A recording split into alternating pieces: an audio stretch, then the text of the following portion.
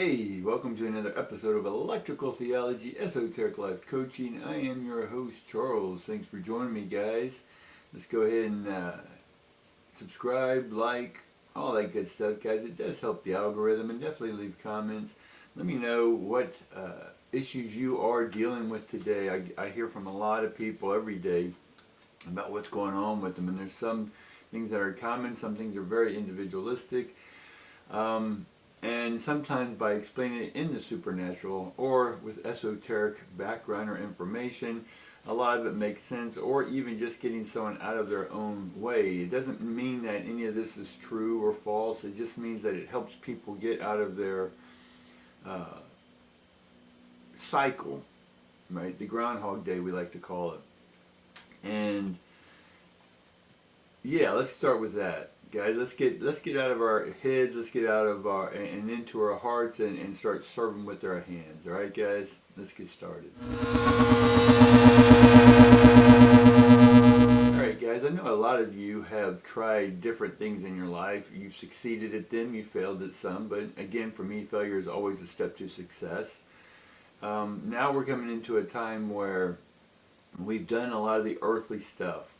Right, it's like a video game. We've accomplished the first level, second level, third level, and we're about to level up.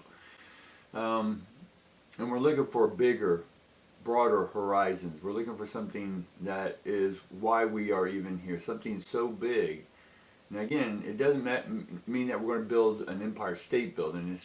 That's not necessarily what I'm talking about, but it's something where you, your soul, your heart, your hand, your head, your thoughts, your emotions all align up and present to this world something very unique, very inspiring, very thought-provoking, right? Because we've tried a lot of stuff in the past, but it's time to move beyond that. It's time to move on into the next sphere.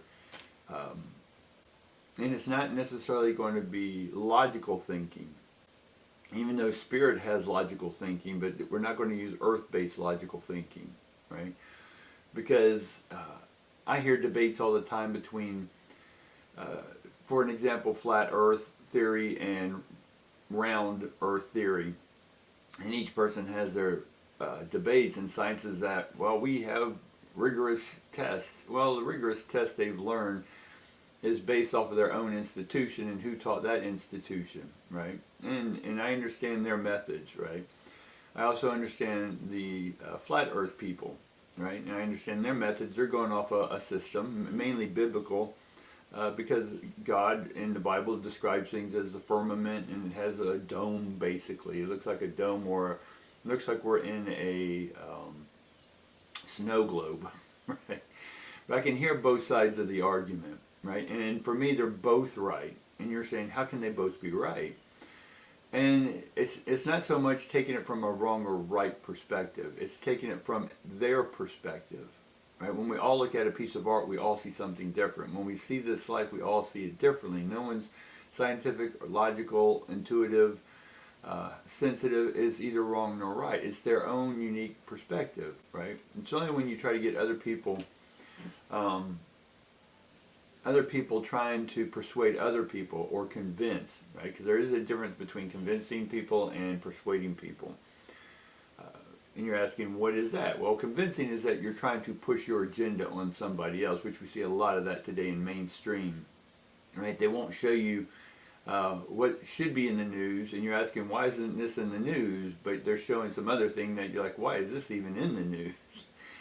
Right? But again, news is just someone else's perspective, someone else's agenda. Someone else wants you to hear what they're saying, right? Because somewhere, these mass media giants, somewhere they weren't heard in their life, and so they're doing what they can to be heard by someone, right? And all of us are in that point right now. We're all trying to be heard, right? We're trying to get something outside of us to hear us, to give us directions, right? But it's up to you to direct your ions. Direction is direct ions. Be direct with your own energy, right? There shouldn't be, we're coming into a point where we don't, for me, I don't understand why we still have kings and queens. That's still a feudal system of someone else controlling the masses, right? And when you have queens ruling and kings ruling, that to me is so archaic, and there's millions of people who follow that. But again, that's who they are, right? we're in 2000. I doubt on any other planet there's still kings and queens, right? It's still an archaic, in mind, this is all me again, my perception. So because of that system, it's enslaved people. That's my point. And by enslaving people and controlling their thoughts, there comes a point where we're all getting the same upgrade in the simulation. And it's up to each individual to adapt to that. And when I find out that people, signs that you aren't receiving the new downloads, right, is your left side is going to give you a big pain in the butt. You're going to get strokes. You're going to get on the right side, but it affects the left side of the body. You're going to have shoulder issues, which is mother issues, and then you're going to have or feminine or receptive issues, or your legs or your hips or your knees, right, are all going to have issues, right, because the energy is trying to come through you. It's trying to download. The upgrades are trying to download in you, but your resistance to change, right? You're shouldering old stuff instead of releasing that chip on your shoulder, right? The hip is the mother's mother or your grandmother figures, right? Or their belief systems, right? And that's why the hip, and then you can go further. The knees just mirrors the elbow and stuff like that, but we're still shouldering the old stuff, right? But it's time for us to do something new, right? It's time to think new, and that's where the head, the heart, and the hand all have to be in alignment, right? The thought thinks. The thought is the pre-thing. And when you think, you then get the thought. And then with the thought, you check in with the heart and say, heart, is this what you're feeling? And does this feel good to you? Can we move forward on this? The heart is instructor. It's the one who says, okay, it's the mother energy in one sense. The father is the thought, the mother is the heart. And then we ask Mother, does this feel right to us? Right? Mother energy. And then if it does, then we take it to the hands. Right? And then so the hands would then carry out from the heart what was in the head. And the head and the thoughts that I'm talking about come from pre-thought. It comes from that, the Shambhala hierarchy, then God.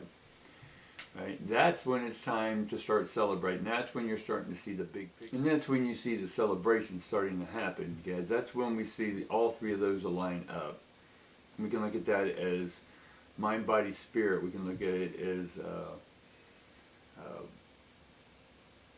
whatever trinity you want, but it's getting the mother, the father, and you, the receptor, the transmitter, and the neutral, the observer, and then moving from the heart, taking action from the heart that came from a thought, and the thought is, what's our next step here on this life? What is the upgrade trying to show me that I'm resisting with my left side of the body?